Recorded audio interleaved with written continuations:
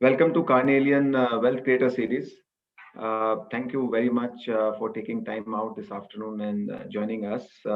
As you all know, that under this series we discuss, various companies from our portfolio, which we believe are going through transformation or transformative journey, and offer significant wealth creation opportunities. Of the fact that we have in our portfolio, we do believe in them, but more importantly, we want to give insights to our investors and participants that how we think about looking at opportunities, and also kind of get you insight right from the horse's mouth who are leading these opportunities. We call these transformative journeys companies in our portfolio as magic portfolio companies. So here, we usually look for companies where who are into structurally large, very big opportunities, and who have created some edge, some moat, and are run by great management teams. But at the same time, we also love when there is a perception gap. The market is seeing them differently, and we are able to find a little different perspective on them and be a little ahead of them. I mean, that's our, because that's when you get a lot of value, right? And we are going to talk about one such great story today, which we kind of have been invested for quite some time, which we believe that has been going through a transformative journey. And also, we had, of course, written a detailed report on that, or a note on that last month. So as you all know, that we're going to talk about Praj Industries, and we have Shishir with us to discuss about on that.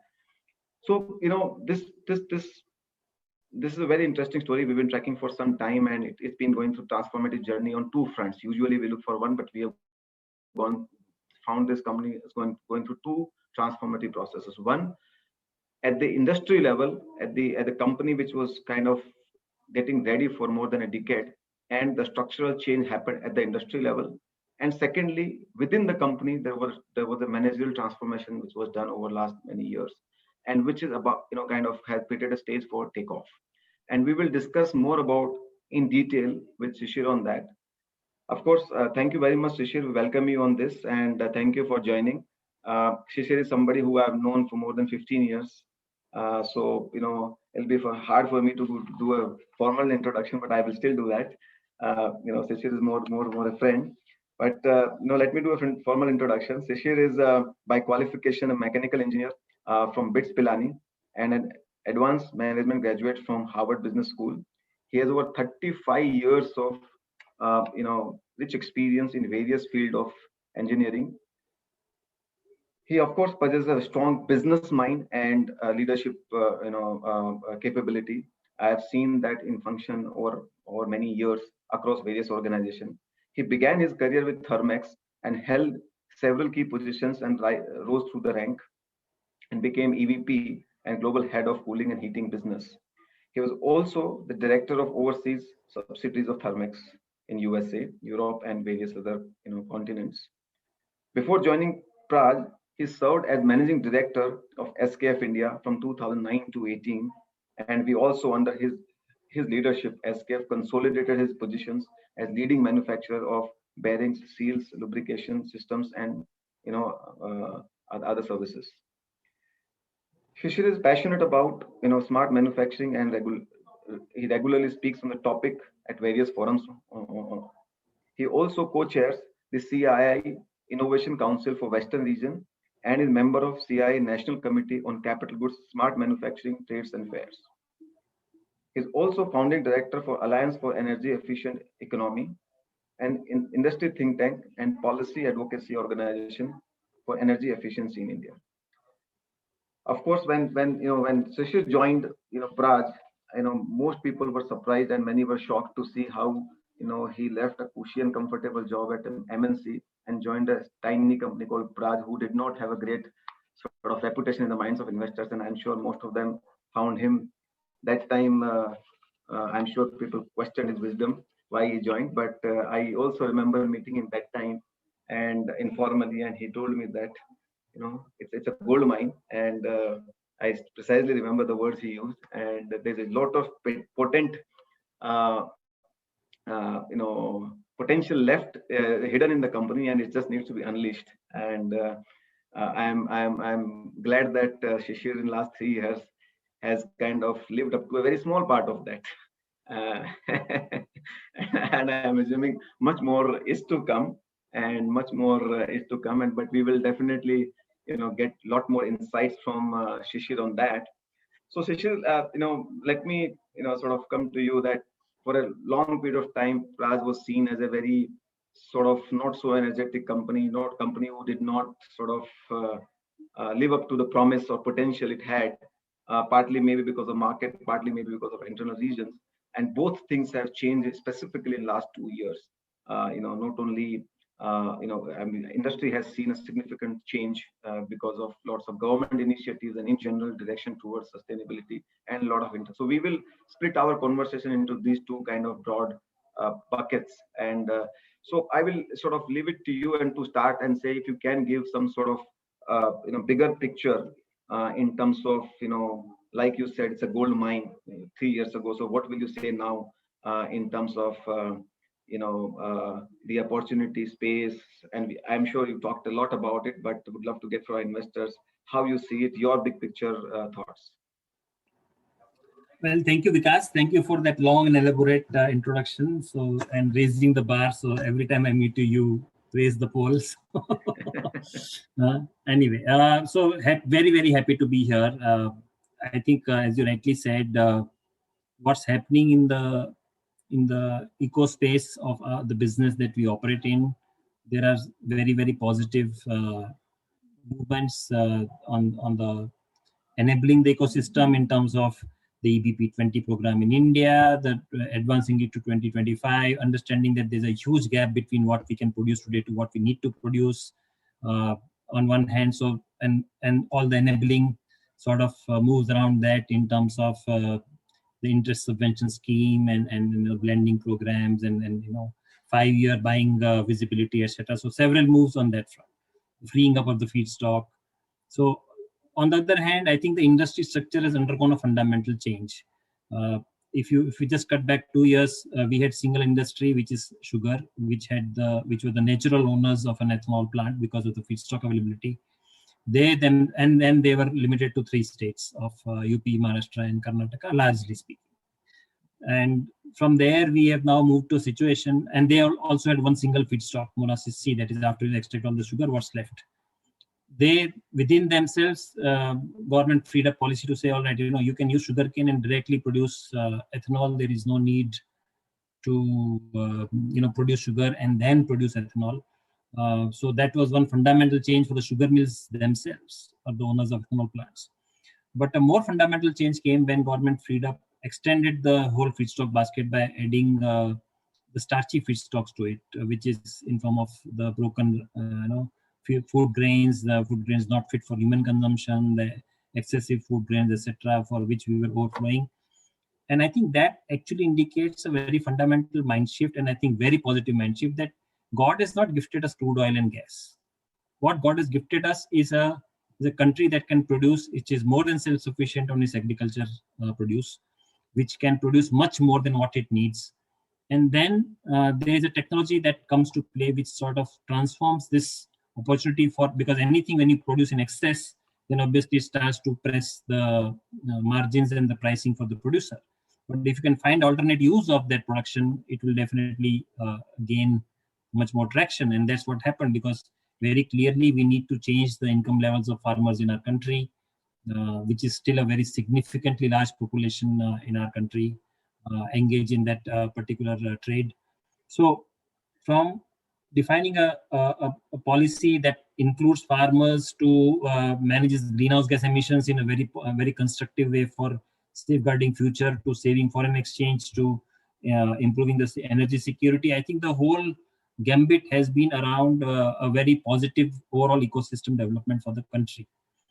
That is what we are witnessing over the last couple of years. This is then further got enhanced because it then did not get limited to what I would call as just the ethanol or the liquid fuel, but also then went on to gas fuel with the Satat program.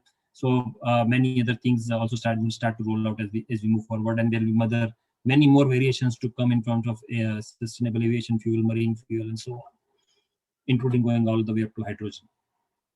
So there's a clear pathway laid out. I think that's the big thing. There's a big, clear, large runway that is with great visibility that has been sort of put out there. So now it is for the industry players and the stakeholders to then start playing and run on that runway and take their flights off at different moments time, as the case may be.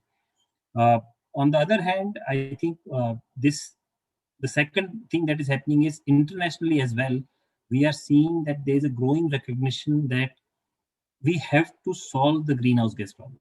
We cannot continue to ignore this. We will have to solve this problem. And there are several measures: carbon sequestration, afforestation, CCUS. There are many factors. Biofuels is a very definitive way. And the definitive way is that you enhance the share of biofuels into your economy. If a government can take measures around that, that helps to address that concern as well. So we are seeing that many agrarian economies are also realizing, hey, I have this God-given gift to me. I don't have crude oil, but I have this. And there's a technology available that can help me achieve some of the other targets that I have. In any country in the world, you want farmers to get better. There's no question. Yeah, you don't want to let out your precious foreign exchange if you're importing energy and so on. So this is a positive dimensions for everybody. From that perspective, I think even internationally, we see a very positive environment building. There was a bit of a setback when US stepped out of the Paris Agreement, but now that they stepped in, we expect that to further gain momentum in the direction. So that's the other one. But then Praj is not the story of only bioenergy. We are a story around several pearls, as I call them. So one of them is ethanol, which is very, very central to what we do. That is the core of what we do. That's what we've been known for. That is our largest business. And then there are other businesses that are growing. We have and another important factor is in whichever market we have gone, we have created a significant market share for ourselves. With Brazil is somewhere we've not played yet, and America is we're just starting out. If you leave these two aside, in every other market in the world where we are, we have a significant market share, and I'm talking in most of the markets, a market share in excess of 50%. So that shows the prowess of our technological strength, that we are accepted against international competition, and we can stand our ground and we can win. We are not selling because we are cheap. We are selling because we are good, and I think that's very important dimension that I wanted to bring here. I think, Shishir, I would just want to kind of take you from here only. And I think historically, while, Praj was always seen as a CapEx company, but I think you and the entire organization and Mr. Chaudhary invested before you significant amount in building that scientific capability or, the technology prowess. So I think slowly it's being perceived more like a technology company than really only a CapEx oriented company or project oriented company, right? So, could you just give some sense into your scientific capability, what kind of spectrum it spreads on, how do you go about spotting these trends, and what are the future things you are working on? Yeah, sure. So, you very correctly said, if somebody asks me, and I can draw parallels to my previous two organizations. So there, when I wanted to impress a new customer, saying, come and look at me of who I am. We will typically invite them to see our manufacturing setup, saying, come and see my factory. No one has got systems like this. There are processes and the manufacturing setup, apart from other things as well, of course. But that's not what I do in Praj. In Praj, when I invite a visitor, I tell him, please come to my R&D center. I don't invite them to my factory. I tell them, come and see here. This is where we are building the future. This is where we are investigating. We are trying to find new solutions, because Praj has always believed that our progress comes when we solve a customer problem. Through technology. The customer problem can come and that's one. Number two, we have always focused very, what I would call as pan-geographic, almost across the world, 75 countries. And in fact, I think that is now world. We're probably at more around 82 or 83 countries now, where we have established our footprint. There are customers who have been touched by us in these markets. Okay, over 750 references. So when you have that kind of a spread of customer base, then you can't say, yeah, you know what, I got this box of steel that you please buy and we will tell you how this will perform. We have to then say, what is the feedstock you have? What's the behavioral characteristic of that feedstock? What's the biological reaction of that feedstock? What microbes work on that? And it's very simple, right? And I take an example from one of my great colleagues a company with whom we work with. And he told me this very simply. He said, Shishir, it's very simple to say, isn't it? He said, the food that I will like as an American and eat, you will not even touch. You're a human being. I'm also a human being, but you won't touch beef. And I won't live without beef, and so on. And he said, on the other hand, you guys will eat some vegetable in his own words, and then I will not eat that. So he said, very spicy stuff. So he said, we are all human beings, but we are different. And similarly, feedstocks, all biological processes recognize that feedstocks are different across the world. And they're different feedstocks. They behave differently. We need to find the best process. And that is what our technology effort has been focused on. How can I find the best use of this biomass to be converted into a usable form so that it then enhances the other goals that we want to meet with? Somewhere you may want to do it because it's a waste of the process, somewhere because you want to solve a pollution problem, somewhere because you want to change. For example, when almost 10 years ago, when we were in Colombia and the world sugar market was going through an upheaval, so Colombia, by the way, depends a large deal at that time, a large deal on sugar exports. The country's main export was sugar. And when the sugar prices tanked, the country did not know what to do. And then we were invited to a dialogue, and then we suggested to them a plant that we said, well, it is possible for you to set up a plant that can interchangeably produce ethanol or sugar. And that became transformative. We have built every single plant in Colombia since then. No one else has ever built. So I think the whole idea of technology, and I always believed, and that is what Praj has believed for over 35 years, that we need to create a technology solution that solves a customer problem. And therefore, we need to get focused. So coming to more technology side then, so we are very strongly focused on developing microbiology because that is essential to what we do. There's a strong focus on thermal engineering and processes. And, and of course, then what I would call as all the processes on the because biology by itself is not enough. We also need to then understand the chemical processes, so biochemical processes and interfaces. So, and when we did this, we also understood that distillation is an area where we need to be absolutely world class, and because that will be, and fermentation, two areas, because fermentation then would start to touch many dimensions of our life, whether it is on food, whether it is on pharma, whether it is on energy, and on all the three in a different sort of time frame. But fermentation will become very basic technology to what we'll do. So we started to focus on ensuring that our vision of bringing agriculture to industry and focusing on that, but through a technology route, not through take a steel plate and weld and bend and then give it back to the marketplace. That was not our approach. So who do you think will come to you closest in the competition or capability? Well, that's a great question. That's a great question. So for whatever reason, and I think maybe it was the vision, that's the only answer I can find. The vision was, I need to be able to solve the problem for the customer and not offer what I have. And I think that solution-oriented approach, which has been ingrained from day one, has led us to create a situation which allows us to be very unique. There is no competition of ours which offers the whole tempo model, as I call it, technology, engineering, manufacturing, projects, and O&M. The tempo model is not offered by a single. For every block, there is T competition, there's E competition, there's an N competition, there's a P competition, there's a O competition. And maybe there's some who do 2 or 3 of them, but nobody does all the 5. So that is the one huge differentiator for us. Then, of course, depending on the business that we are in, so if we're in water in India, ZLD, we have Ion Exchange and VATech and Thermax is our competition. We have, if we are chemical process equipment system, then I compete with L&T and then I compete with some others in the country who are good at these kind of things. We also compete in that business. We compete with absolutely international players. We play big time competition with Chinese because lots of companies that focus on skid manufacturing are focused on China. Of late, it has changed. So we compete and win against Chinese competition, and that's where our differentiation starts, because we are able to bring an engineering strength that is not necessarily very easy to match. So that's another business area. Within the ethanol space, For 2G, for second generation ethanol, we have 2 or 3 international companies that are practically all of us are at a similar stage right now of demonstration of the technology. No commercial scale for anybody yet, but everybody is in the stage of building. So Clariant, Xsense in France, Clariant in Austria. So we are competing with these guys.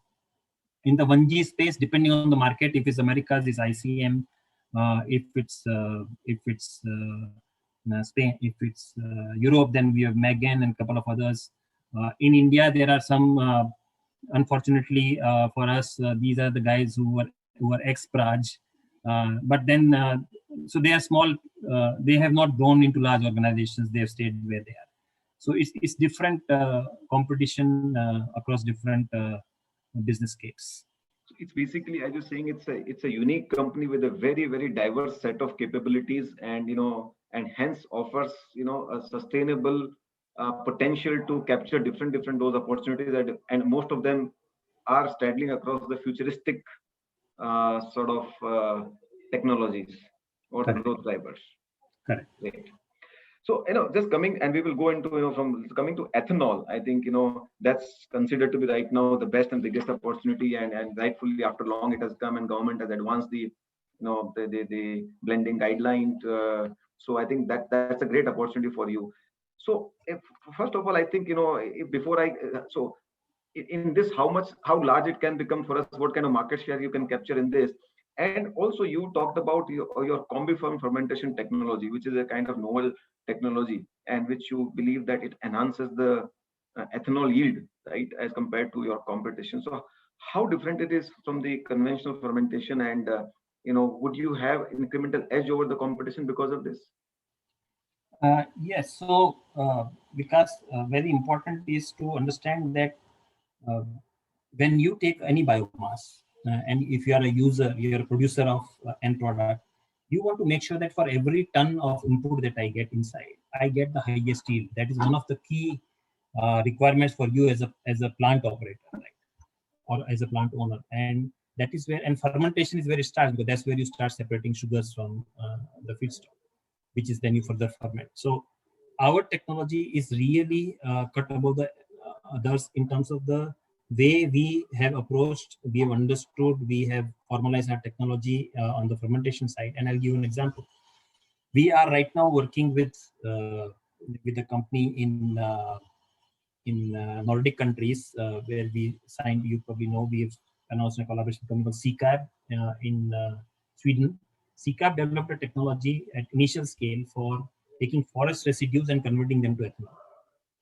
But they realized that it will take much more to commercialize the technology, and then we work with them. We have partnered with them now, and we have now come up with a new improved technology that incorporates inputs from us on the fermentation side of the technology, apart from others as well, which is allowing us to actually make it scalable at commercial level. Otherwise, this was a technology that would never have seen light at the end of the day.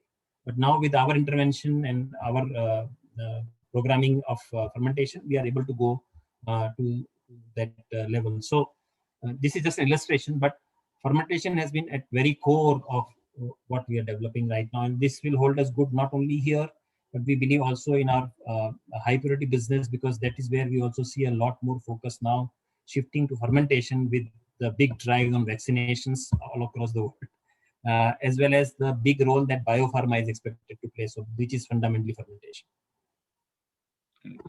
How large do you see this opportunity becoming for you? And secondly, if your yield is better than everybody else, then practically speaking, you should have 100% market share, right? Why anybody should go for anybody else? Just retreating back to the answer, so in terms of how large is the domestic opportunity on the ethanol side, I think that was part of your question earlier as well, is that today we produce roughly 400 crore liters of ethanol in the country, mostly based on sugary feedstocks. If we have to meet the E20 targets, we'll have to add 1,000 crore liters of ethanol to this 400, so we will do 1,400 level. This 1,000 crore liters has to come from some feedstocks, right? And sugary feedstocks are not going to be enough. So this 400 may probably travel to about 500, 600, 650 level, not more than that. But what will happen is almost equal capacity, 650 equivalent capacity will get built on the starchy feedstocks, right? 650 crore liters of starchy feedstocks. Now, if you put this all into our space, you say, yeah, all those are liter numbers. What does it mean to Praj? Well, so the Praj universe that opens up is almost 14,000 crores of investment for us, right? And this 14,000 crore investment, when this rolls out, will mean that at about, this is the potential of the whole thing. And we are saying, assume, and we are not working towards that. We are working towards a different program, but assume that our market share remains where it is. Even then, 2/3 of this capacity will come our way. So nearly 10,000 crores will walk the way towards Praj in terms of our business opportunity. We are, of course, focusing on a program to say, how do I increase my market share, which is true for any leader.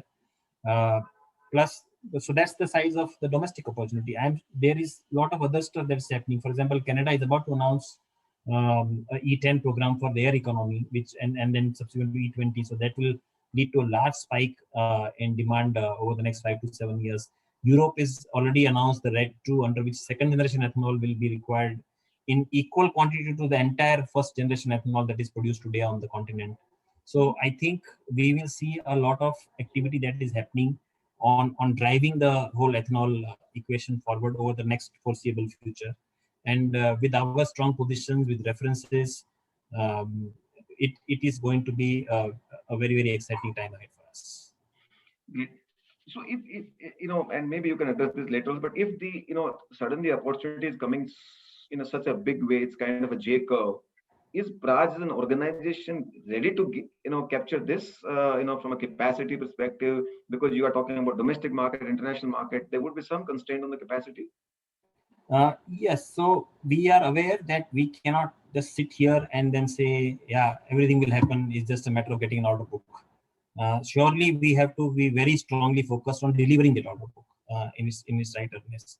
So over the last 5-10 years, when we have had some very difficult times to cope with, one thing the company never did was to reduce its spend on R&D. We continued to spend the same amount of money. So which takes a lot of vision on the part of founders to actually commit. They could take an easy way out, which they did not, and they said, no, let's stay committed. So that is going to stand us in good deed, because that allows us to. So that's number one.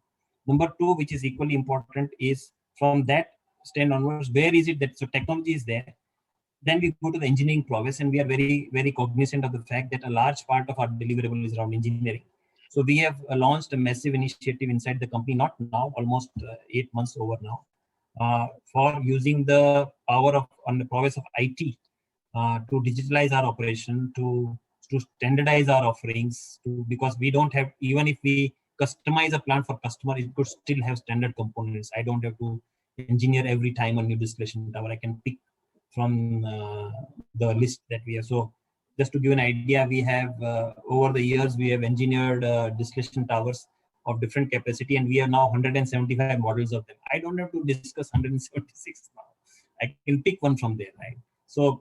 But that will need some engineering tools to require to be able to pick from the past. So we've done that. So we are now pushing a direction of, let's standardize, let's reduce the variety, so that also becomes easy for us on the inventory and the factory side, the manufacturing side. On the other hand, use the digital prowess to speed up the execution on the engineering side. We are also tying up with, we are enhancing our own capabilities in the complex engineering areas, but we are also tying up with certain partners on a dedicated basis, so they will be available to us for engineering. When you go to manufacturing, again, full focus is on modernization of the shop floor and automation, and not on enhancing the square meter area. So we believe from the same piece of land, we should be able to get much more output through automation, through digitalization, through process flow management. And we are also saying that what is not high value add, that we will move to dedicated vendors, and what is very high value add and IP related protected items, that we will build inside. So that's on this. Similarly, we are scaling up on the execution side as well, because at sites we'll have to do different models will come up. We are tying up with companies to see that they will become repetitive contractors for us. We don't have to do every time, and so on. So it is a thought out plan. Right now, we don't foresee a big capital expense the way we have thought our strategy, at least not for the next 3 years, where we need to put. But If at all a capital expense comes, it will come on the R&D side, but not on the. Great. And coming to now CBG, which again, is a very big opportunity. It just has come about. I mean, need of that is not to be discussed because I think already there. So my question to you, I think currently you seem to be the only or the dominant, I would say probably only player who's ready with the capability and with a lot more delivery. I mean, you also have this differentiated, as I understand, Praj's DVO biomethanation process versus continuous state reactor process. So if you can, also tell us again on a similar level that how large this opportunity can become for Praj and how differentiated we are, what are our advantages vis-a-vis some of the competition there. While you are miles ahead in that, but still, would love to get your process on that, perspective on that. Correct. So Vikas, on CBG business, I think before I answer the question on what's in for Praj, I think what's very important to understand is that nowhere in the world such a program exists. This is the first time anywhere in the world a program of this scale or this size is being attempted by the policymakers. So that itself is the first. Then recognition that we as a country, we do not have a gas infrastructure. We are more liquid fuel infrastructure. We do not have a gas infrastructure today. So retailing outlets, the gas pipelines, the CGD networks are all under award right now, if I can use that word. They are not even started to function. Very few initial ones have started to function. There are other issues around the way the taxation laws are, the way the safety laws are, because nobody has seen a product called CBG earlier. Right?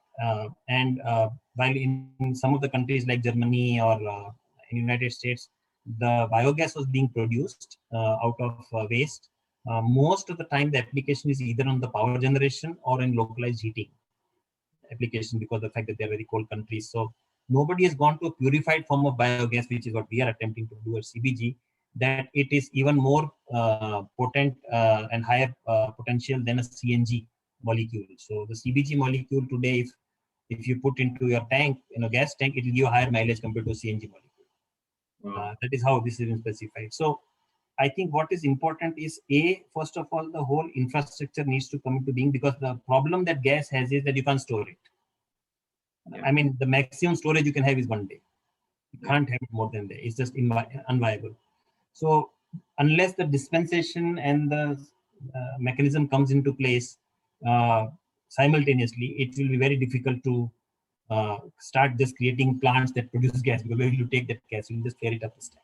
Yeah. So it's a simultaneous development, and maybe infrastructure to lead a little bit compared to gas. Some laws also, but the good news is that there is a lot of work that is happening in that direction, and now we are seeing laws being now enacted to see that you can pump it into CGT pipelines.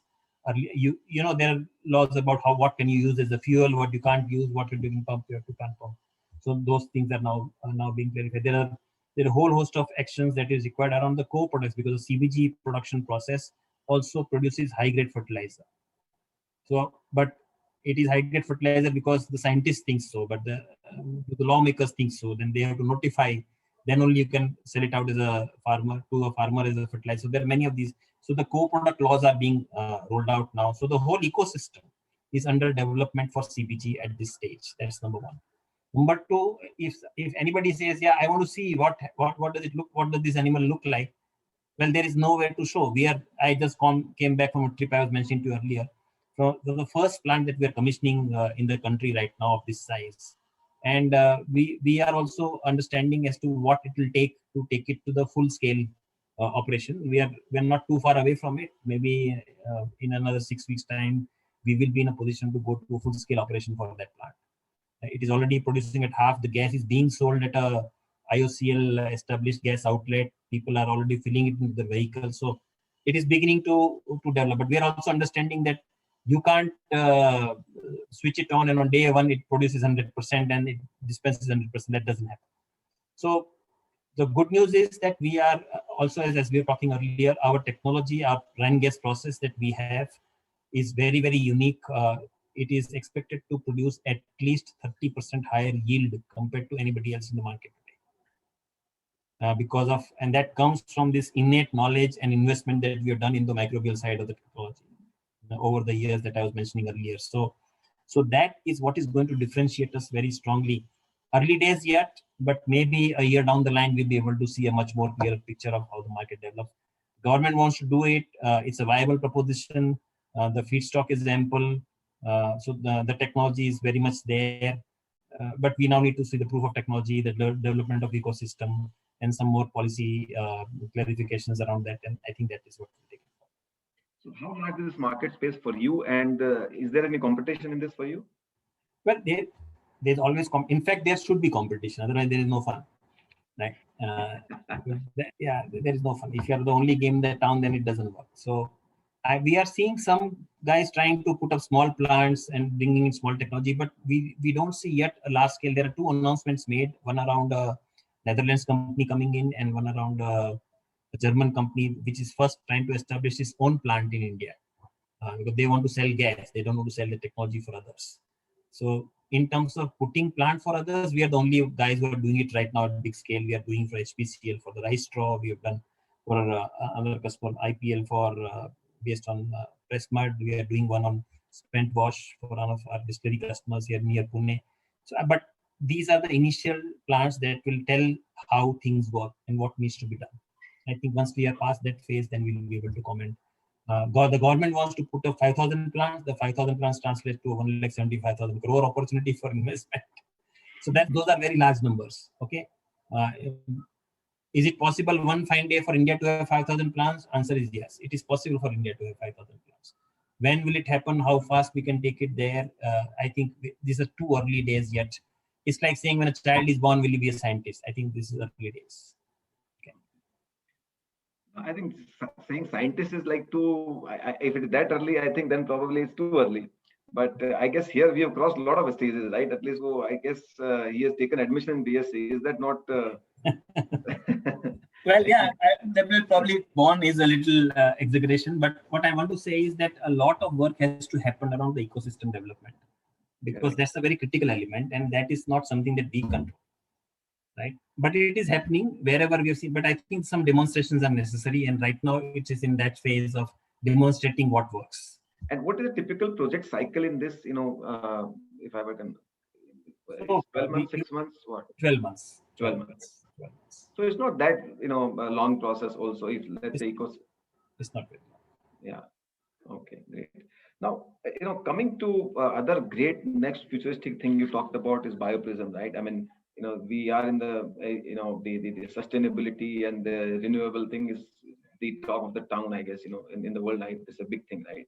And renewable chemicals and materials are, I think, the future sort of where the future belongs, right? And you again have taken a lot of lead. As I was reading in one of your that you have taken 10,000 agri feedstock sample across the world, and you have innate knowledge of them, and and this market right now is only $65 billion, but growing aggressively at mid-teens and can become very big. And as about almost 90% of the fossil fuel chemistry is possible to replace with this, right? So would love to get your sense around because this is where again the whole science and comes into play and your capability comes into play. So how do you see this evolving? What are the big picture, big opportunities out here? Time frame? Is it too early, or we are just broadly your thoughts on that, please? Yeah. So because we have two platforms, biomobility, which is all these fuels that we talked about so far, the ethanol and the gas and the aviation fuel and marine fuel and things. And there are more future fuels coming there as well, biomethanol, biohydrogen. They will all walk in now as time progresses. On the other hand, when we made the announcement of BioPrism, that was actually indicating that we are no longer only a bioenergy company. We'll also be a company that will play in this very, very important space of renewable chemical materials.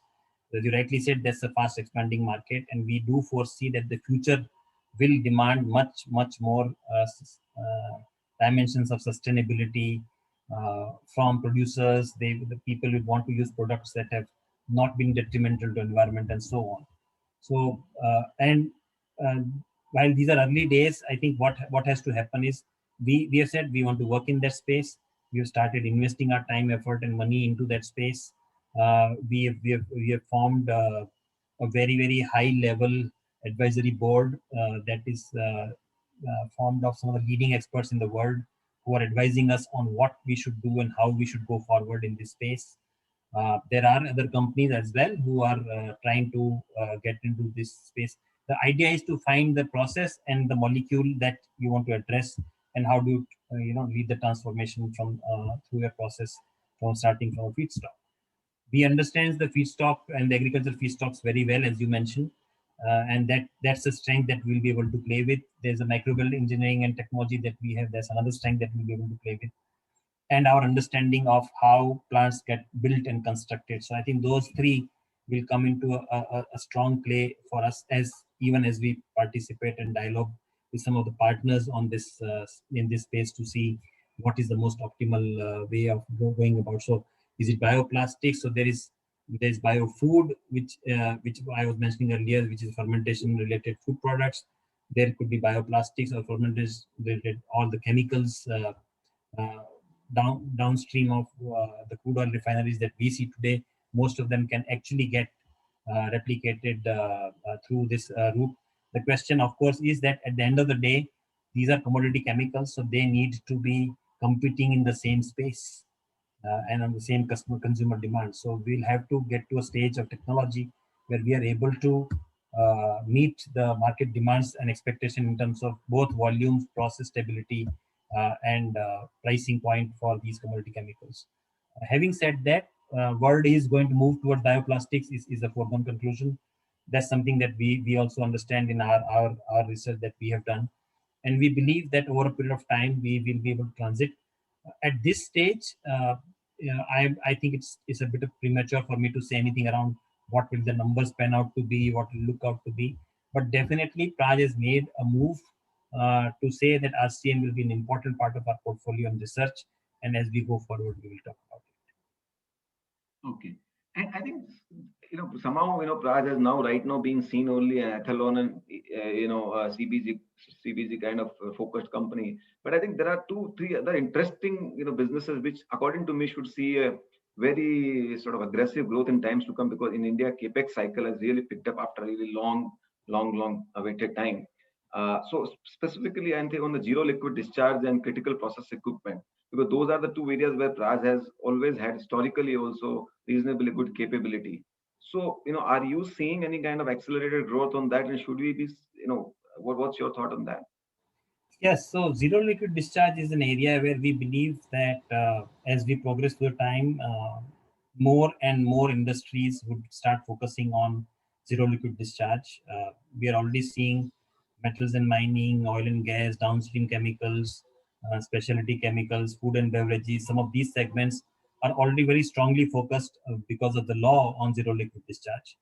I think there's also growing understanding that water is a stress resource and we need to do everything within our prowess to ensure that we are able to recover as much as we can and not just discharge it out for all other reasons of managing the biodiversity downstream, etc., etc. So ZLD will find we, as you are aware, in December last year we announced one of the largest orders that was awarded for us to build a zero liquid discharge system for a very large organization, IOCL, for their downstream chemical project near Baroda refinery. Uh, as the laws become stringent, we will see more and more companies moving to ZLD, and that should open up the space for us. Today, we are limiting ourselves to India because we felt that we must first establish, because these are complex projects which need very deep understanding, not only of the technology, but also the laws of the land that come into play. And we believe that we will acquire enough strength over a period of time to not only build, so first we build these big systems in India, and then once we are strong around it, then we will also want to see what we can do in international markets, especially with those customers with whom we are already working in India. So if you really look at our customer list today, there is like who's who: Coca-Cola, Pepsi, Aditya Birla Group, JSW Steel, to name a few, who are some of the large pharma companies, multinational pharma companies. So we're already working with some of those customers because these are the people who have a strong sustainability focus and who want to do what is good for the ecology, if I can use that word, not only for the economy but also for the ecology. And so these are our customers. So when they go outside, so if a Pepsi plant in India is very similar to a Pepsi plant anywhere else in the world, so why can't we do it for them there, what we do here? But that's a little far away. But today we are very focused on India. On the CPS business that you talked about, we have very strongly focused on working with leaders in select segments in the world. So these are the technology companies who value the fact that we can engineer their technology and manufacture complex set of equipments for them, given our progress on manufacturing. So engineering and manufacturing is the offering in that space, where we are able to conceptualize a plant and put it in a skid.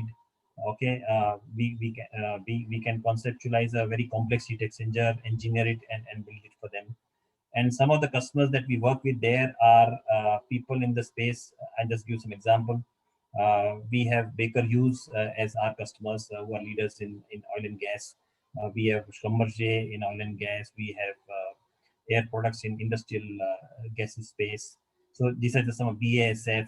Some of these guys are absolutely the top end in their business segments, and we took a strategy to work with them, and we've been investing into our relationship with them over the last 3 to 5 years. And then we believe that as time is now coming around, where we'll start to see the results of that coming as well, because a lot of companies are now focusing on clean tech and green tech, and their technology is one, but then how do you put it on ground? And that is where this business unit will play a specific role to engineer and manufacture and put it on ground. Indeed. So it's fair to say that you have, 4 big engines propelling your ship right now at a fast speed. Huge Yeah, tailwind. I will say that we have 4 pearls that make the necklace. There are others on the side line, and we'll see how they look. Yeah. And I hope many more are in making. So now let me turn to the, another most exciting part, which I always personally believe that, is that the when there even there are many technology companies who have huge potential, but you always need a great managerial capability and capacity to execute those potential, because potential otherwise will remain potential and you won't be able to unleash. And at least what we saw, Praj, before you joined, of course, it was always the way we saw, at least it was always a very, very technically sound company, but somehow it always lacked in terms of on the focus, execution, and delivery. And I have also personally tracked Praj for 15 years, and it has, so it had acquired. So, and in last 2 3 years, we have seen a distinct change in how Praj is kind of conducting itself. The organizational and energy is, can be felt, and we have interacted with people at different levels. So when we feel that it's a very, very different organization. So would love to get your perspective. What has led to this sort of transformation? Of course, Mr. Chaudhary has always led it from the front on the technology front, but I think in last couple of years, you and Sachin has transformed the execution capability. So would love to get your perspective, because that, according to us, is most critical in terms of how whether you will succeed or will be able to capture this great tailwind you have or not. So because I think the transformation is a process, so it's not like a day's event or anything like that. So over a period of time, I think if I go back, maybe 2010 is when the first decision was taken in the company to bring in a professional managing director in the company, right? So probably that's where, and maybe even a couple of years before that, the seed was there in the head of the founders to say, okay, we need to manage differently as we go forward. The the R&D center was just about set up at that time. The Plasmetrics, of which we are so proud of today, was set up in 2008-9. So in many ways, the seeding or the thought process was already visible over a period of time. The whole focus on internationalization of the business, or building of the R&D center, or starting to bring in a managing director in 2010 onwards.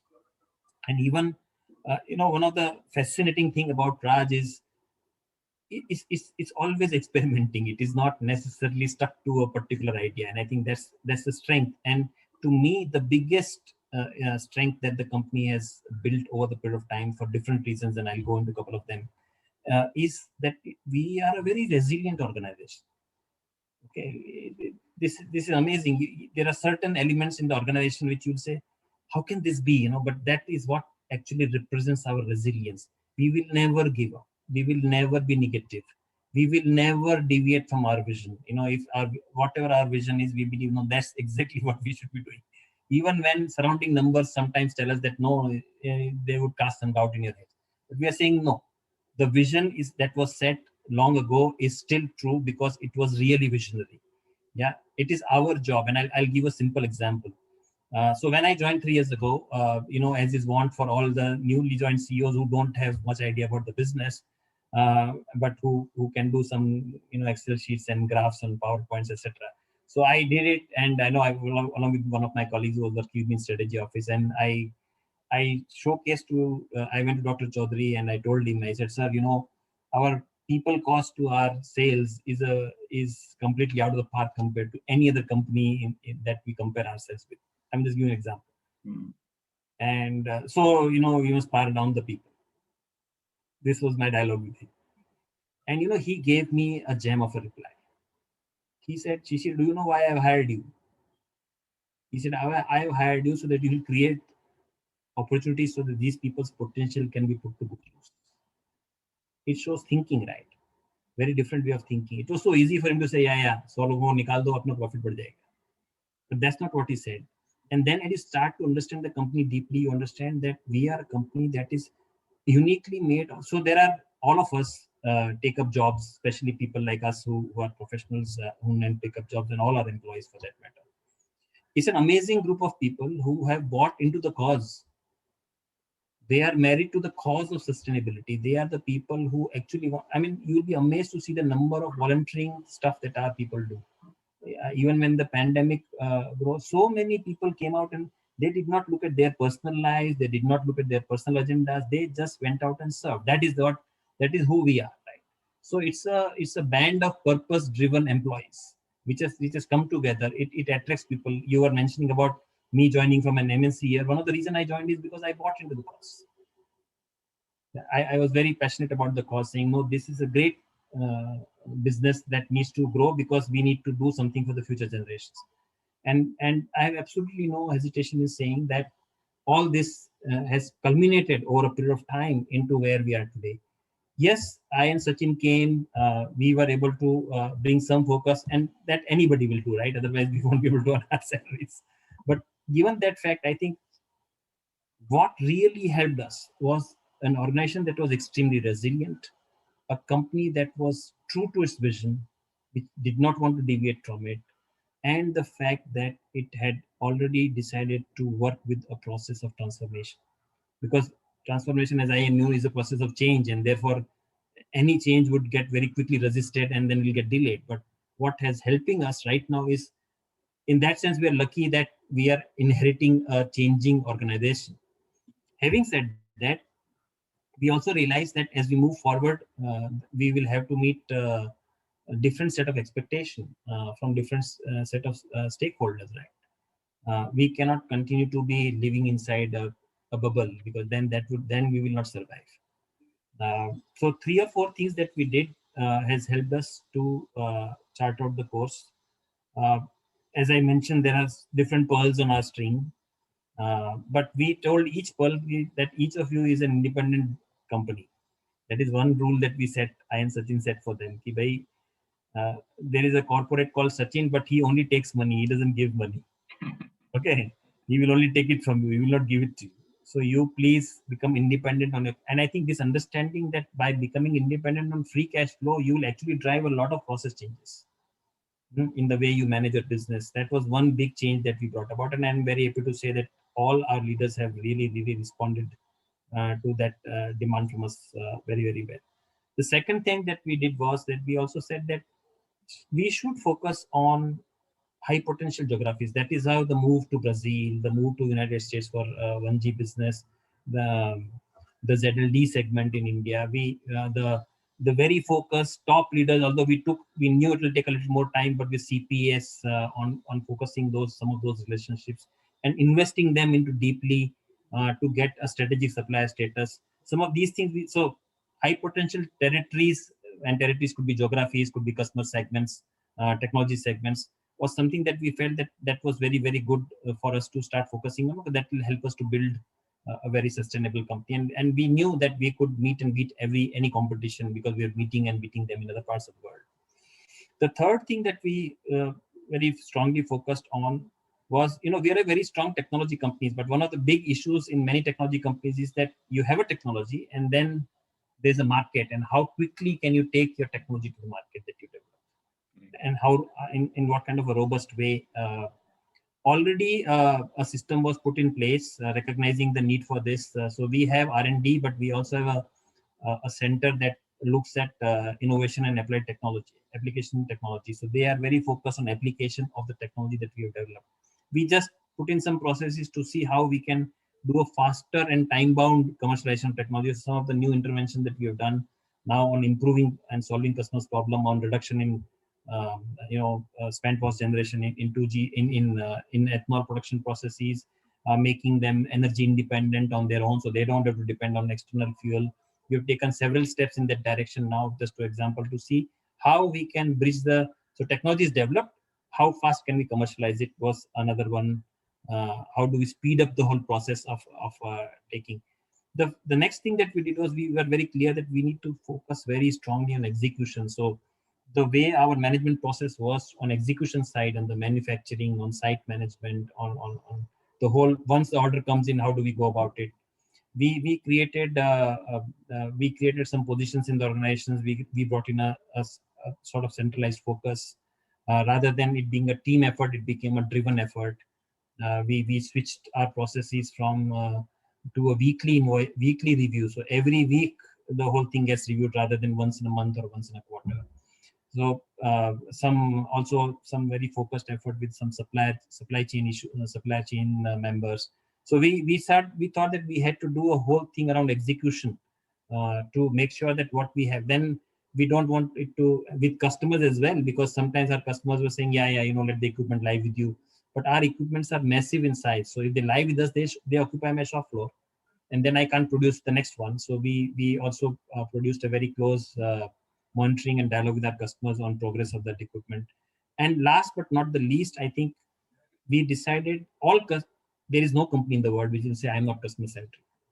Everybody says I'm customer centric, right? And that's the good thing to do.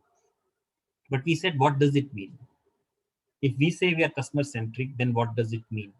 Does it mean that we resolve complaints in a shortest period of time? Does it mean that we take our innovation fastest to the market? Does it mean that there's a listening post for the customers to air their grievances? Does it mean that we are able to engage with them on a strategic level to say, what are your strategic problems you want to solve so that I can work on that now, rather than being a reactive? So there are many dimensions, right?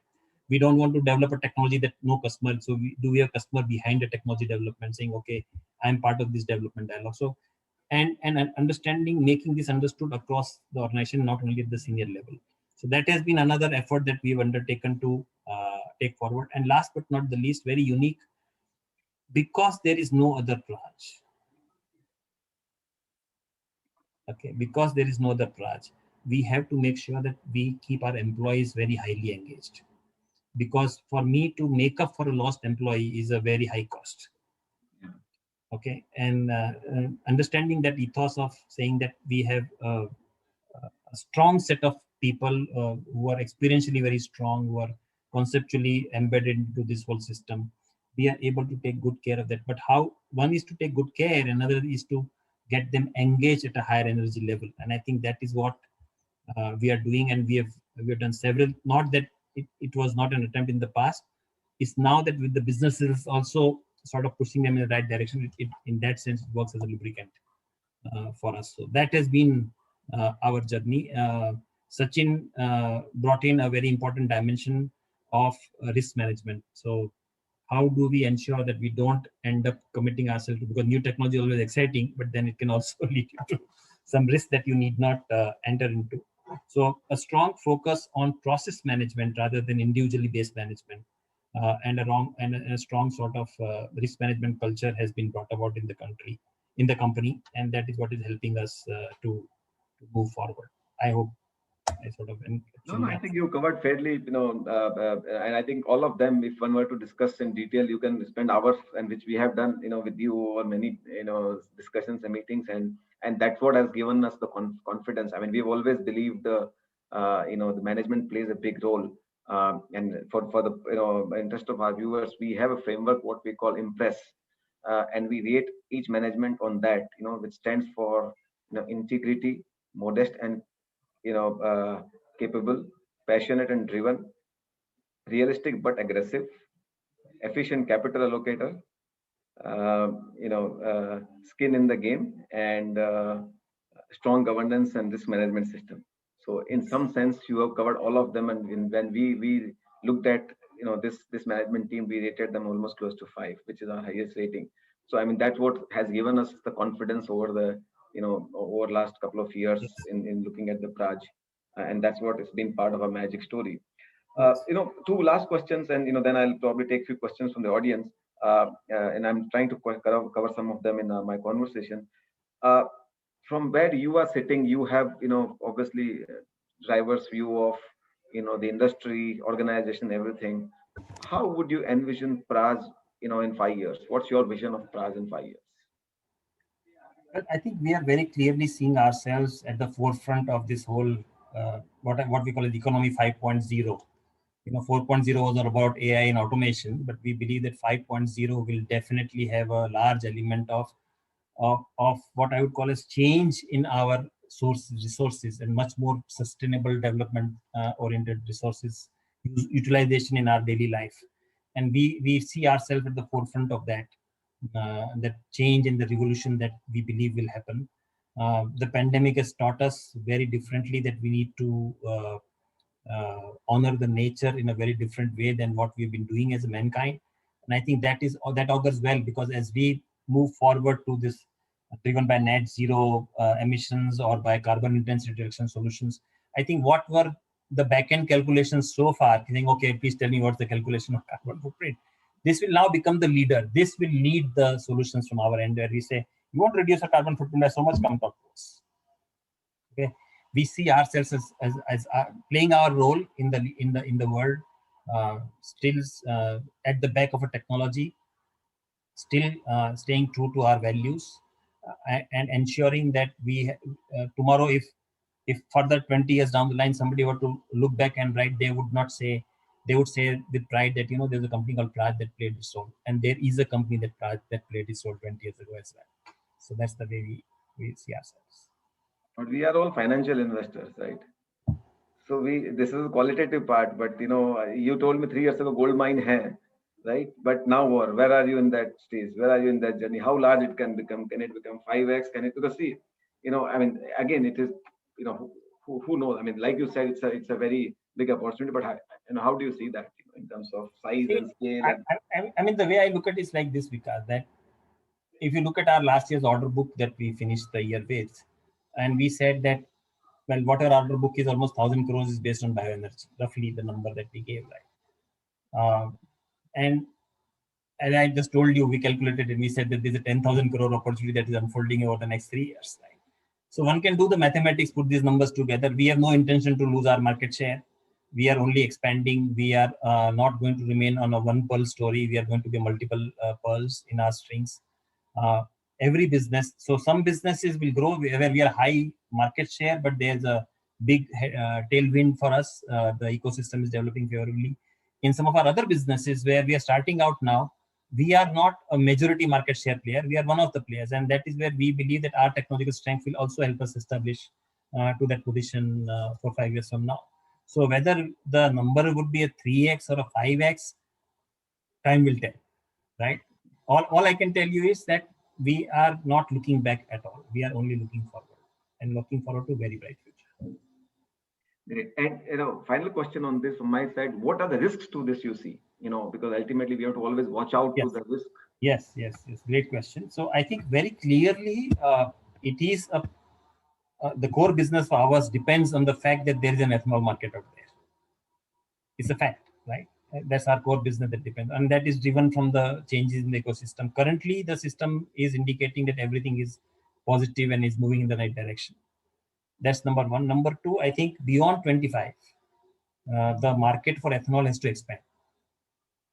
We have not talked about it, but there's a diesel blending program that can come on the way. We are working very closely with the ARAI to make that happen. So if that happens, that gives the next fillip on the ethanol side. How do we iterate our technology? And if we don't iterate our technology, is a risk. If we don't develop enough technological interventions, to convert the ethanol, which is one of the basic molecules, to something different, say sustainable aviation fuel or a bioplastic, as the case may be, then we would not have delivered justice, and that would be a risk to businesses growth. Up to next 4 or 5 years, it's a different cup of tea, but beyond that, it's a different cup of tea. So we will have to invest, and not investing is a risk, and we will invest into developing technologies that will take us beyond 25. In that sense, that is number one. In the immediate future right now, I think, and because you said you're a numbers community, so everybody would be wanting, so what's going to happen to you if the commodity prices keep going northward? So it will impact. There is no question that in the near term, the commodity price rise, the restricted mobility of people on account of COVID, so till that is resolved, the disruptions in supply chains because of pandemic and some of the businesses not sustaining themselves. I think these are clear risks for us. Maybe it is for some other businesses as well. We are understanding them, the nature of them, and then trying to solve a problem. For example, we are building a very important reactor for one of the customers in United States for a very important drug making, and one of the important components subcontractor, he has a repeated case of COVID outbreak in his plant. So we're just stuck because we can't move forward right now. That's something that we had not foreseen.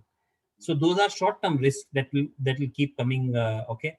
The other use is how fast the technology sort of progresses on the other front. So, for example, automotive technology. How fast will we see a hydrogen-driven engine as a normal engine in two-wheelers and four-wheelers? Right. That's another technological change that can happen. We have a speed by which we are developing our foray into biohydrogen, but that needs to compete with any other form of hydrogen. But that needs to also then get compatible with the speed of development on the automotive segment, because that's where most of the biofuel is used. So how will that progress? Will that progress at a speed which is 2 times our speed, or which we'll be able to keep up with that speed, or will be ahead of time? Those are some of the risks that we'll have to overcome. As to the it is a fact that the fuel system will change. The energy usage patterns will change in the economies across the world. Our challenge or risk would be how fast can we change and keep up with the ahead of it, for that matter. Sure. Now let me just take 3-4 questions from the audience. So let me just and if somebody wants to ask in person, please raise your hand, and meanwhile I'll kind of read it from the chat. So there's one question from Niladri. There is a market buzz about Reliance getting into ethanol production. Would this move help Praj Industries business growth in times come, or it will be detrimental? Well, from what we know is they will produce ethanol, so we are very happy. We will be very happy to be the technology engineering tempo supplier to them. If they want to set up a ethanol plant for themselves, we are not ethanol producers ourselves, so we are not competing with them. We are only going to enable them to produce. So I don't see that. I'd see that to be a positive development as in when they decide to move. Okay. A couple of questions from Sajal Kapoor. Bioagriculture is a new area of development. What are the key products developed in terms of biopesticides and biofertilizer? Okay, so currently we are working on the byproducts that happen out of our processes. So one of the key areas that is going to produce biofertilizer is CBG. So CBG produces both liquid and solid form of fertilizer. And we have already got these certified by NOCA, which is the premier certifying agency for that. We have also started to do some field trials with these, because now that it's becoming available at our first site in terms of what is happening. The good news for us is that we are also the first CBG plant that we are commissioning also happens to be owned by one of the largest fertilizer companies in India. So they are very knowledgeable about what needs to be done. So we are also working with them to learn as to what needs to happen in terms of fortification, etc. On the other hand, we have technologies developed because fortification is very microbial activity. So we will be able to bring some of our microbial development knowledge to fortification of these fertilizers and take it forward.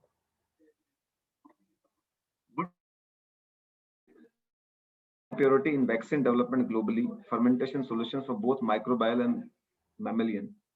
Yes. So Praj High Purity is now beginning to offer fermentation solutions to, and it's one of the important members in the supply chain of the vaccine. So while I'm not at liberty to give names out for the reasons that we have signed agreements, but enough to tell you that they are not only they are supplying high purity water systems, they are supplying the process systems, but they're also supplying the fermentation systems for what should I say, for manufacture of elements that go into manufacture of vaccine. That's number one. Number two, we are also strongly focused on complex injectables as a space in which several of our solutions are being offered, and that is where we believe that we have a very we have now built a track record that, and we have worked with some absolute leading firms in the world, in India for that matter, and even some outside, to actually build that prowess that we are the partners that they can rely upon. So as we move forward, we'll see. And the third thing is PHS, Praj Purity System as we call it. Uh, PHS is also now working with our R&D to understand what elements of our fermentation knowledge can be brought to the fore in this case. Alternative protein is a nice emerging trend. What sort of opportunity landscape do you see in fermentation space as biopharma leader in India is planning to add another million liter of fermentation? I think Sorry, I couldn't get the question. so. Alternative protein is a nice emerging space. And what sort of opportunity landscape do you see in fermentation space? Partly, I think you answered, but Correct. So as I said, fermentation will have in space in food, and we see a lot of activity that will start to unfold there. Also in pharma, and then also in energy. And very clearly, we've been very energy focused and now stepping into the pharma space as well.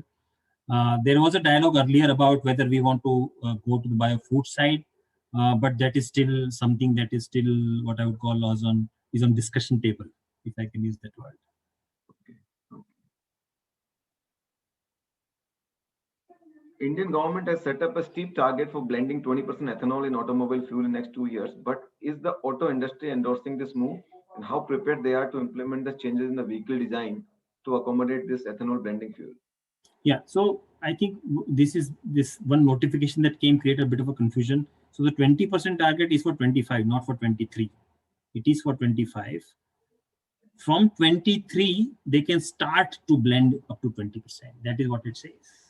That you could have a state or a depot which can blend up to 20%, but the countrywide target of 20% will be achieved, is targeted to be achieved in 2025. So that's number one.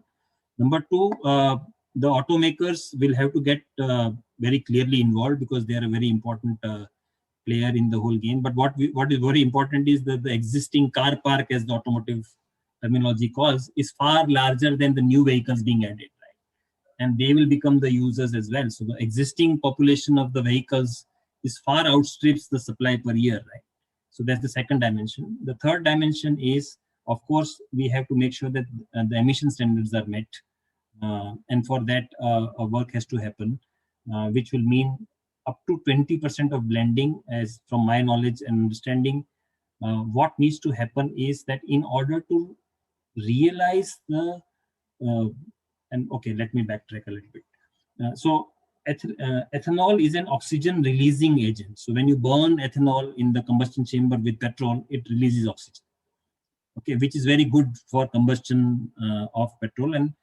And utilizing this property, you can actually design new engines with much higher compression ratios. Higher compression ratios would mean higher efficiency and so on. But there is already an existing set of vehicles which are not like that. Okay, so because they are not designed for high compression ratios, they are designed for lower compression ratios because of the fact that they are using petrol as base fuel for design, and they want to take care of the knocking and other properties that happen. So as we move forward, we have to make sure that we are in a position to very clearly transit to an economy where people are able to use E20 to its best possible efficiency. At E20, probably the fuel line components in existing vehicles I'm talking about, or even the new ones, the fuel line components and the gaskets will have to undergo change to realize the best performance. It's not that the car won't start. It's just because, and now we will see increasingly, I think government is also pushing for E100. So they want to do the E100 part, and the technology already exists in terms of flex vehicles. So we already know what it takes to, take higher percentage of ethanol, what components have to change.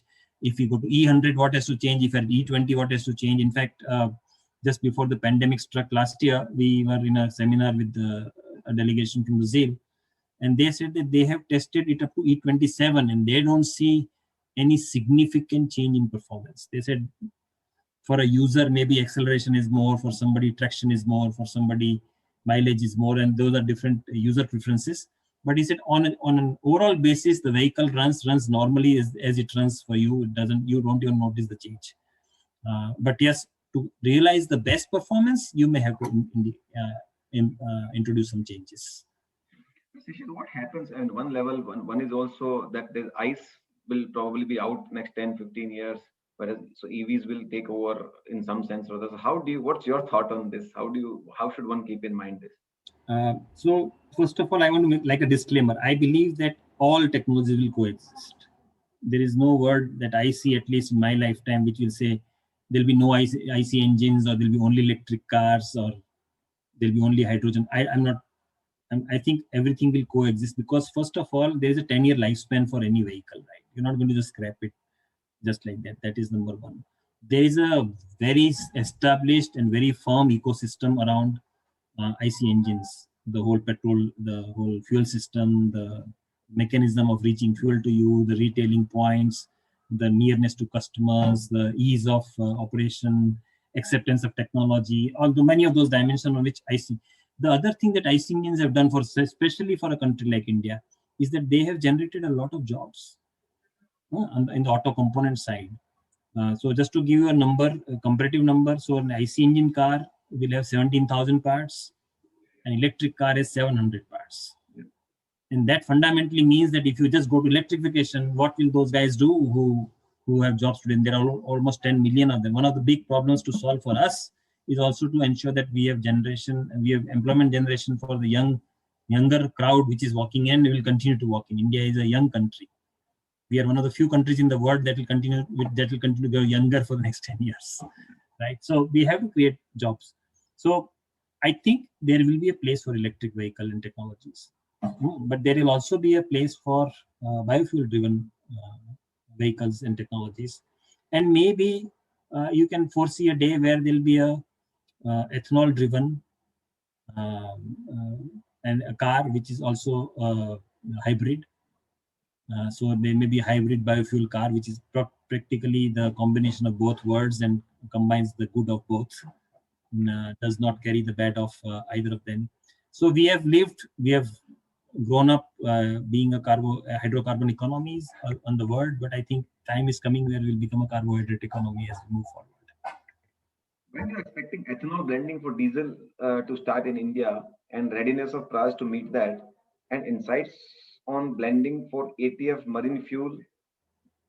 So when do you expect that soon? All right. So just 2-3 clarifications as well. So ethanol to diesel blending program is not so simple, because unlike in petrol where it mixes, it does not mix readily into diesel. So you need to create a bridging element. That is the work that is going on right now, to create the bridging element while keeping it within the emission norms. So already for BS4 level, the trials are successful and done. BS6 trials are currently underway, and we will see as to how that develops over a period of time. Maybe in next 1.5 years, we will know the results of that blending program. But it is definitely on, and we are very optimistic that it will technically be successful. And then, of course, it has to go through the whole rigmarole of getting into blending program and things like that. But it will happen. We don't have a doubt on that one. Coming to SAF. SAF is not ethanol blending. If I gave that impression, I'm sorry. Actually, SAF is a drop-in fuel which will replace molecule to molecule the crude oil derivative or jet aviation fuel that it gets. So ethanol is not same molecule as petrol, but SAF is exactly same molecule as jet aviation fuel today that we get from the crude oil route. So it's a drop-in fuel. You can substitute one-on-one. There's no blending required.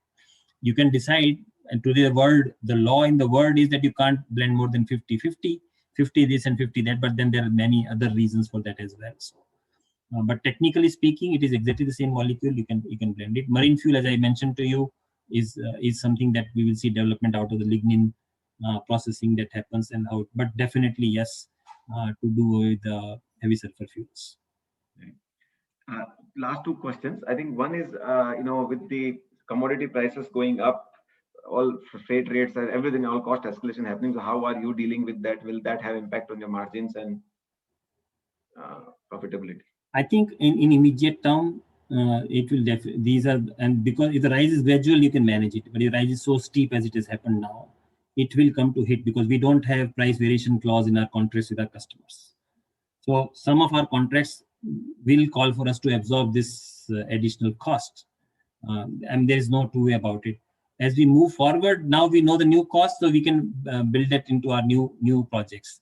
But what we already have on hand in execution, maybe some customers will listen to us if we go and appeal to them, but not everyone will. So from that perspective, the commodity price rise hike and logistics hikes will have an impact on our margin. I do not. On the other hand, our volume growth will be high enough to offset that. That's a separate issue, but per se, it will definitely have an impact. To that extent, margin expansion can be delayed. Yeah. Right. And one question which has come from Dr. Puneet Bansal, that technology of converting CO2 to chemicals via electrochemistry and fermentation. Any views of your views and progress of this technology? Sorry, could you just repeat the question? Converting CO2 to chemicals via electrochemistry and fermentation. Yes. Any view on that? Any progress on that? Well, we are not working on that area yet. So, I mean, whatever I'll say will be newspaper knowledge. So that's not worth it. Okay. Now, I think practically I've covered most of the questions, and probably that will bring to our end to our session. So I would say thank you very much, Shishir, for joining us today and sharing your views. I think if I were to kind of summarize, Praj is a unique company. There's no doubt about that. There's no comparable.